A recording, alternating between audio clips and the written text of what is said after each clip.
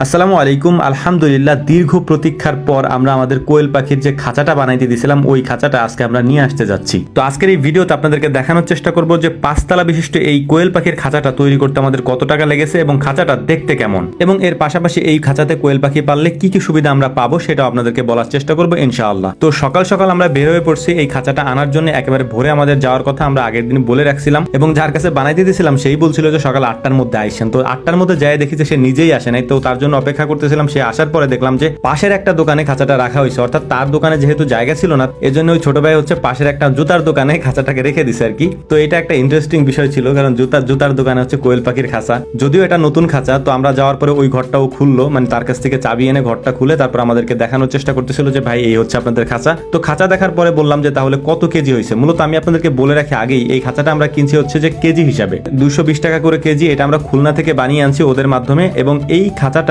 বিভিন্ন জায়গায় বিভিন্ন দাম হতে পারে, তবে আমরা 220 টাকা করে কেজি আনছি এবং এখানে 80 কেজির মতো আছে। তো টোটাল খাঁচাটা তৈরি করতে আমাদের লেগেছিল হচ্ছে 22,000 টাকার মতো। এর সাথে কিছু জিনিসপত্র আরো আছে, সেটা আমি আপনাদেরকে বলে দিচ্ছি। এর সাথে যে জিনিসগুলো ছিল সেটা হচ্ছে পাইপ, মানে পানি এবং খাবার দেওয়ার জন্য যে পাইপগুলো রয়েছে ওই পাইপগুলো আছে। এর পাশাপাশি হচ্ছে যে নিচে যে ট্রেগুলা দেই, অনেক জায়গায় আমি দেখছি যে এগুলো লোহার ট্রে ব্যবহার করে, মানে স্টিলের ট্রে ব্যবহার করে, কিন্তু আমরা প্লাস্টিকের ট্রে ব্যবহার করতেছি। এটার একটা কারণ আছে, সেটা হচ্ছে যে লোহার ট্রেটা একটু ভারী বেশি হয়, যে কারণে আমরা প্লাস্টিকেরটা দিচ্ছি আর কি। এবং প্লাস্টিকেরটা 3টা দেওয়া যায়, লোহারটা 2টা দেওয়া যায়। 2টা দিলে একটু টেনে বের করতে কষ্ট হয়, মানে অনেক বড় হয়ে যায় আর কি। আমরা যেহেতু 3টা দিছি, যে কেউ এটা বের করে নিয়ে আসতে পারবে। তো খাঁচাটাকে আমরা আমাদের ভ্যানে সাজানোর পরে টাকা পয়সা সব কমপ্লিট করতেছিলাম। তো টোটাল ওর যে বিলটা আসছিল, মানে যার মাধ্যমে আমরা বানাই আনছি তার যে বিলটা আসছিল সেটা তাকে দিয়ে যাচ্ছিলাম। এবং এর পাশাপাশি সবকিছু তো আলাদা আলাদা, এখানে যে ট্রেগুলো আছে ট্রের দামটা আলাদা ছিল, মানে এই খাঁচার সাথে সেটা সংযুক্ত ছিল না। এরপরে এই খাঁচাগুলোকে যখন পাঠাইছে, হয়তো কোনো গাড়িতে পাঠাইছিল, ওই গাড়িতে পাঠানোর সময় এর একটা আংটা ভেঙে গেছে, তো ওইটা আর ওরা দিয়ে দেয় নাই। তো বাজারে আসার পরে আমরা আমাদের বাজার থেকে এটাকে লাগাই নিলাম আর কি। আর নাহলে পানির পাত্রটা এখানে বাঁধানো যাবে না, যে কারণে এটাকে আমরা এই ভ্যানে থাকা অবস্থায় লাগাই নিচ্ছি, কারণ বাড়ি থেকে আবার এটাকে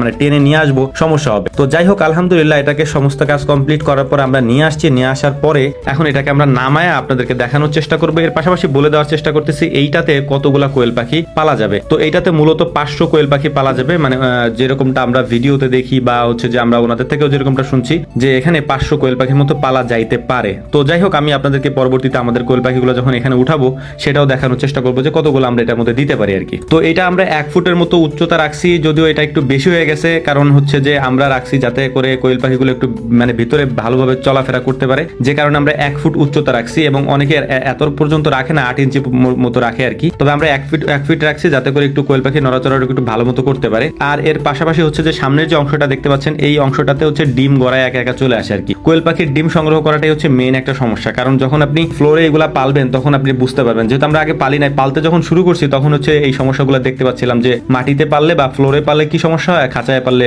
সুবিধাটা কি আর কি। খাঁচায় পারলে আপনি এক পাশ দিয়ে খাবার দিয়ে দিলেন, আপনার নড়াচড়া করা লাগলো না, এক পাশে পানি দিয়ে দিলেন, ওষুধ দিয়ে দিলেন, এটার সাথে আপনার কোনো সমস্যা হলো না আর কি। তো এই হচ্ছে আমাদের মূলত 5 তলা বিশিষ্ট খাঁচা। তো তারপরে আমরা হচ্ছে এটার মধ্যে ডিম দিয়েও দেখবো যে ডিমগুলো আসলে মূলত আসে কিনা, কারণ হচ্ছে যে ডিমের জন্যই মূলত আনা। এত ছোট ছোট ডিম, এগুলাকে হচ্ছে যে ধরেন 500-700 ডিম যদি পায়রা রাখে, ওই 500-700 ডিমকে কুড়াইতে অনেক সময় লাগে, একেবারে কোমর ব্যথা হয়ে যায় আর কি।